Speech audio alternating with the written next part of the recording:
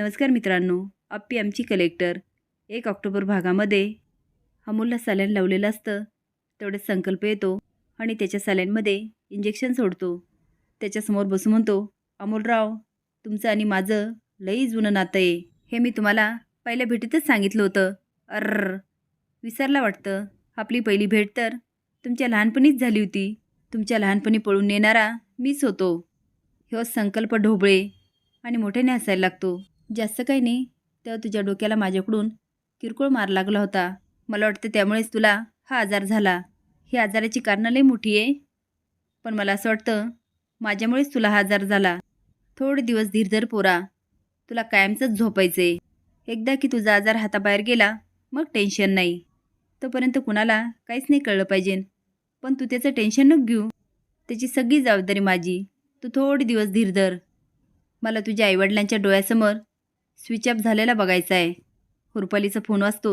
ती घाबरून म्हणते, मोनाचा फोन? आता मी काय करू? उचलल्यावर सांगावं लागेल की अमोल ॲडमिट आहे. आणि घरच्यांनी विचारलं, तू का पाठलाग करत होते? तर काय सांगू मी? नाही नाही, मी फोनच नाही उचलत. डॉक्टर काय म्हणतात बघते, नंतर फोन करते. म्हणून म्हणते, बापू, रुपालीताई फोनच नाही उचलत. बापू म्हणतात, सूर्य डोक्यावर आला तरी घरी यायचा पत्ता नाही. मला काहीतरी भानगड वाटायला लागली. मोना म्हणते, बापू, अहो असं काय बोलताय? काय भानगड असणार आहे? काहीतरी कामात अडकले असतील. कदम म्हणतात, नाही नाही नाही नाही, असल्या कसल्या कामात अडकली? आणि कामात अडकली असती तर फोन केला असता ना. मला तर वाटतं बापू नक्कीच कुठेतरी पाणी मुरतंय. आता मोना घाबरते. बापू म्हणतात, मला पण तसंच वाटतंय. कदम म्हणतात, ती रुपाली घरी आली ना, मी तिला जाबच विचारतो. आधीच अमोलची तब्येत ठीक नाही आहे. यापुढे अमोलच्या बाबतीत मला कुठली रिस्क घ्यायची नाही. डॉक्टर येतात. रुपाली म्हणते, डॉक्टर, अमोल कसा आहे? डॉक्टर म्हणतात, ठीक आहे आणि शुद्ध पण आली. ती म्हणते, मी भेटू शकते का? ते म्हणतात, हो, चला मी येते. आता दोघी जातात. डॉक्टर अमोलला तपासतात आणि म्हणतात, आता ठीक आहे. अमोल म्हणतो, डॉक्टर, मी घरी जाऊ शकतो का? डॉक्टर हसून म्हणतात, तुमचा मुलगा खूपच गोड आहे. एवढं सलाईन संपलं की घेऊन जा घरी. पण अमोल म्हणतो, नाही डॉक्टर, मी ओके आहे आणि मला संध्याकाळ व्हायच्या पहिले घरी जायचं आहे. डॉक्टर म्हणतात, अरे, तुला अशक्तपणा वाटेल. अमोल म्हणतो, डॉक्टर प्लीज. रुपाली म्हणते, डॉक्टर, दुसरा काही पर्याय नाही का? डॉक्टर म्हणतात, ठीक आहे, तुम्ही घरी जाऊ शकता, पण त्याला नारळ पाणी द्या, म्हणजे तो तरतरीत राहील. रुपाली हळूच म्हणते, डॉक्टर, तुम्ही म्हणालात ना अमोलला काहीतरी गंभीर आजार असण्याची शक्यता आहे. तुम्ही टेस्ट केल्या ना त्याचे रिपोर्ट? डॉक्टर म्हणतात, उद्या येतील रिपोर्ट. ती म्हणते, ठीक आहे. आता रुपाली अमोलच्या समोर बसते आणि म्हणते, अमोल बाळा, तुला सारखी चक्कर काय येते रे? तर तो, मोठी मा, ते काय आहे ना, मी जास्त खेळतो म्हणून मला चक्कर येते. पण तू घरी सांगितलं का? रुपाली म्हणते, नाही सांगितलं. पण का रे अमोल, काय भानगड आहे? तर तो, मोठी मा, तू घरी सांगू नको, पण मला आधीपासून चक्कर येते. ती म्हणते, अरे हे काय बोलतेस तू? तर हो मोठी मा, माझी चक्कर थांबलीच नाही.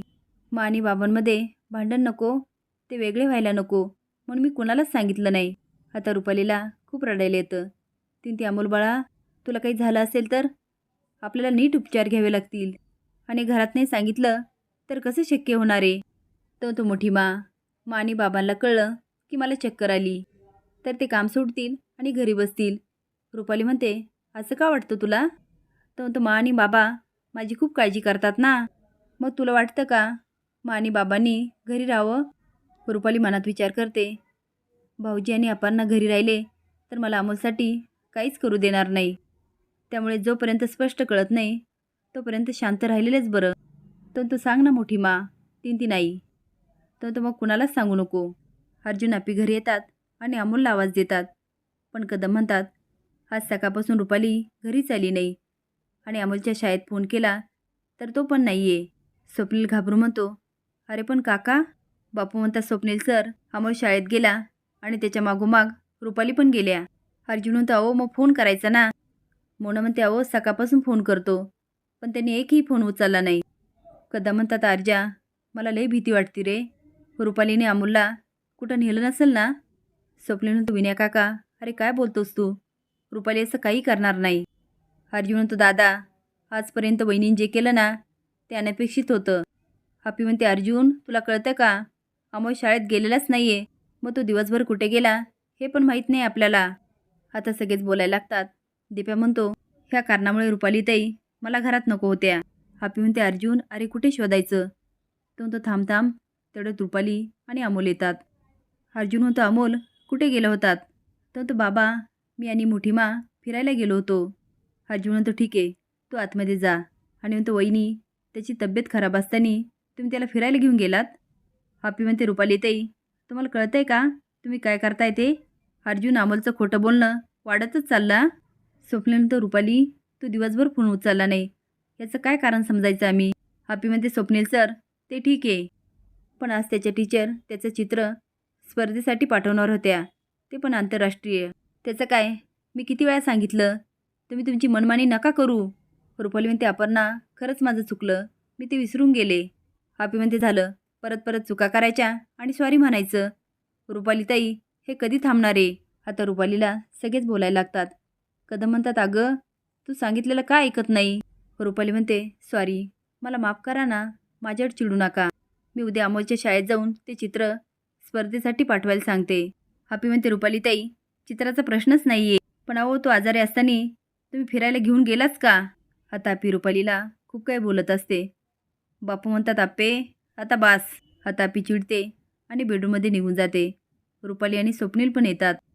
स्वप्नील म्हणतो, रुपाली आता तरी सुधार. पण रुपाली मनात विचार करत असते, एकदा की अमोलचे रिपोर्ट बघितले तर मी निर्धास्त होईल. तर तो, रुपाली मी तुझ्याशी बोलतो. ती हां हां. तो हात जोडून म्हणतो, रुपाली आपल्याला अमोलमुळे इथे राहू दिलंय, प्लीज आता काही गोंधळ करू नकोस. तो निघून जातो. आता रुपाली म्हणते, यांना यांच्या मुलाची नीट काळजी घेता येते का? अमोलसारखा मुलगा असताना रोज एकमेकाशी भांडतात. अमोल बोलत असतो. दीप्या म्हणतो, तू माझं ऐक. तो आता त्यांच्याबरोबर इथून पुढे कुठेच जायचं नाही. अमोल म्हणतो, पण का मामा? अरे मोठी मा खूप चांगली आहे रे. आता सगळेजण अमोलला समजावत असतात. असेच नवीन अपडेट जाण्यासाठी लाईक आणि सबस्क्राईब करा. धन्यवाद.